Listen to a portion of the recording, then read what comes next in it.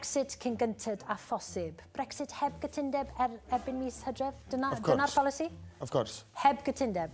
Yeah. A sut fydda hynny yn byth dau Gymru? Dau Gymru?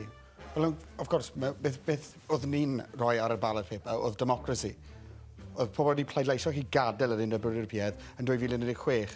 A wedyn... Ie, reit, da chi di ennill. Da chi di ennill hynny. Wel na, so ni yn.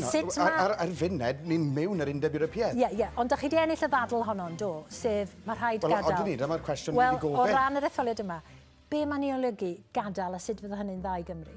Wel, lot o pethau. Bydd ni trade rownd y byd, lot o pethau, bydd Cymru yn well. Ni wedi cael y debate ar beth oedd ni'n bod well pryd ni'n gadael yr Undeb Ewropeaidd. Ni wedi cael e. Ond heb gytundeb, a ni'n allforio, 60% o'n allforio ni i'r Undeb Ewropeaidd, sut fydda gadael heb gytundeb yn ddau Gymru? Wel, o'n i moyn gadael gyda rhyw fath o deal. Ni wedi siarad amdano hwnna.